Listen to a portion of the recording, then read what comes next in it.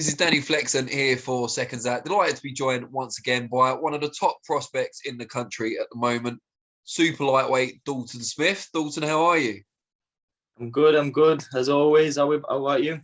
Yeah, good, thanks, mate. You improved to 10-0 with your final round stoppage of Ray Moylett back in March. Would you say, I'm not sure performance-wise, you're the best person to judge, but best name on your record so far? I'd say so, yeah. With Moylett's pedigree and what he's done as a professional and especially as an amateur, he's overall he was well schooled. So I'd say he's, as a professional, he's one of the bigger names I've got on there. And how do you assess the performance itself? I thought it was good. It was a good learning fight. We started off well. It was hard with Moylett because not seeing much footage on him, and he does tend to change his style a little bit. So the first couple of rounds was finding out how he was going to approach the fight, and fair play to him. It was there up until the 10th round, and I got another 10 rounds out of me. So and performance wise for me, it was everything I needed. I was able to showcase my skills. Showing I was able to adapt. After a couple of low blows, I had to adapt a little bit. And then, in the 10th round, I felt like I had a lot more left in the tank, and I possibly could have stepped up the gears a little bit, a couple of rounds before. But like you said, that's all experience in doing those championship rounds. So, in the 10th round, I thought, I've got a lot left. I'm gonna, pile on the pressure a little bit, and that's when the stoppage came. With the point deductions and the warnings, does it get to a point where you don't even target the body at all anymore?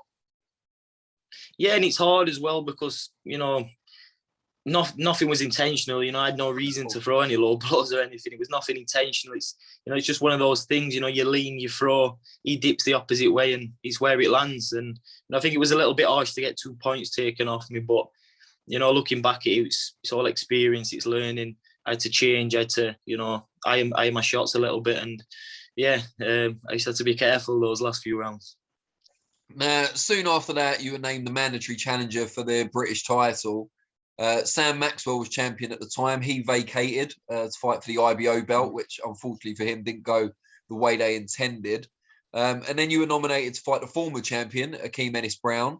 But in the latest round of boxing board circulars that came out last week, I think it was, he's withdrawn from the purse bids.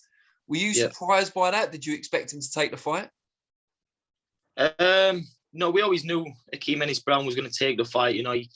He called it, a year before, went after I had a couple of fights. So we always knew he was going to be interested in that fight, especially for the British. And, the fight got accepted, it was a done deal. And, he pulled out for, his personal reasons. Obviously, I don't know anything to that. So, obviously you only want the best when people pull out for those reasons. And, I feel like that's a future fight down the line.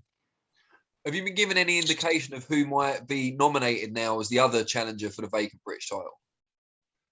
There's loads in it. There's loads in the division, isn't there? I'm not going to be short for an opponent, but, possibly I could be out in the next couple of weeks, on short notice. I got asked for a couple of weeks ago, I got asked to see if I wanted to fight in, one of the upcoming shows. So, fingers crossed if I can get straight back out, and then, see where the British is after that. Who do you think it should be? Not in terms of who suits you best, but who do you think is most worthy of a title shot apart from yourself? I'd say one of the names that was up there, your Akeem Ennis-Browns, your K Prospers, Maxwells, they were the names I was expecting. But like I say, I'm in a packed division, a lot of talent, a lot of good fighters. So, I'm not going to short of opponents for the British. Because Harlem Eubank fought Sean Dodd, and in the pre-fight press conference, Kalle Sauerland was saying, well, whoever wins this should be like the mandatory challenger for the winner of you and Akeem Ennis-Brown.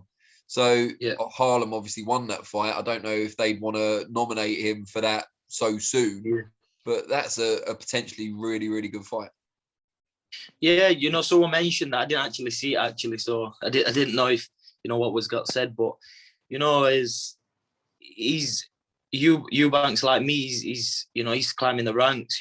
Two good fighters, and it's a potential big fight. In the coming future. So it's a great fight. For a British defence. So yeah, like you said, those are the fights what get me excited, get me up for. So these are the names I want down the line. Where does the British title sit for you in terms of your ambitions? Is it a great stepping stone, or is it something you've kind of dreamed about as a kid? How do you perceive it? For the future, for the future goals for me, I've said it from the start. I'm in it to reach the pinnacle and become a world champion one day. But and everybody knows in the division I'm in, you can't take it lightly to win a British title. Domestically, my division's stacked, so you can't take your eye off the ball. These are the big fights. There's a lot of good kids there, so I can't say it is. In the future, it is a stepping stone. I want to reach the pinnacle of boxing, but to win a British title, it's a big achievement. You got Florian Marku in your gym now. I'm sure you've done a lot of work with him. What's it been like having him around? It's been good. Everyone knows he's a character, and just before he moved, me and my dad had a word, and everyone gets his social media. He's this angry guy, but he's probably one of the nicest kids I've met. He's got a character about him, and it's been a pleasure to have him in the gym, and he's coming on leaps and bounds under my dad. Now, I wanted to ask you about something else around your division, although more at world level. We saw recently Josh Taylor vacate one of his undisputed titles, no longer undisputed, of course. And you've got Jack Catterall, they're going back and forth on social media. What have you made of all that, and what did you make of their fight? The fight for me was, I thought Catterall won the fight. If whatever Josh is doing, if he's moving up, if he's staying, obviously he's vacated the title. So, it'd be nice to see Catterall actually get another shot at the title. From the performances he's put in and stuff. So, but social media wise, I'm not big on social media anyway. I try and stay away from all that. I've seen a few little clips, but I would like to see the fight again. Maybe if it's at a weight above, who knows? But it's definitely a fight I'd be interested in. And talking about world level, how far, either in terms of years or fights or whatever it might be, do you feel you are from that level now? I think a couple of years I'll be.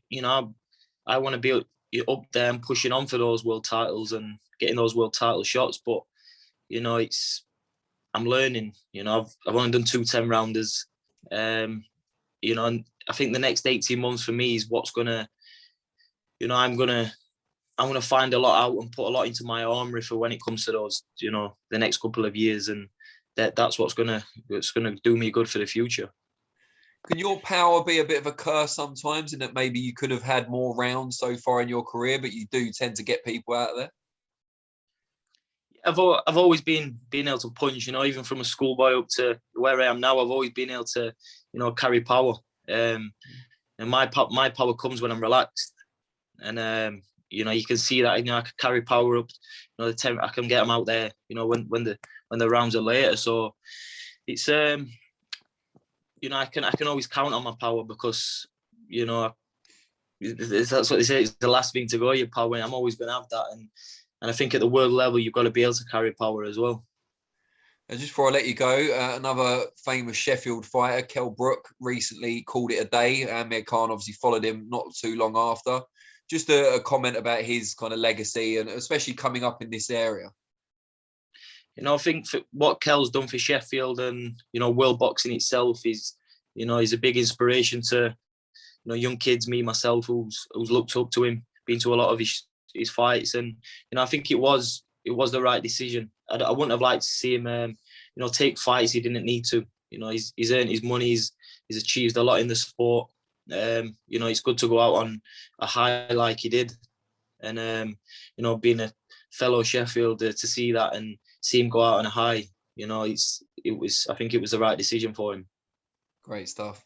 Mate, I really appreciate your time. You'll be glad to know the broadband improved massively in the second half of the interview. So the stairs were a good chat. Yeah. The stairs are the spot.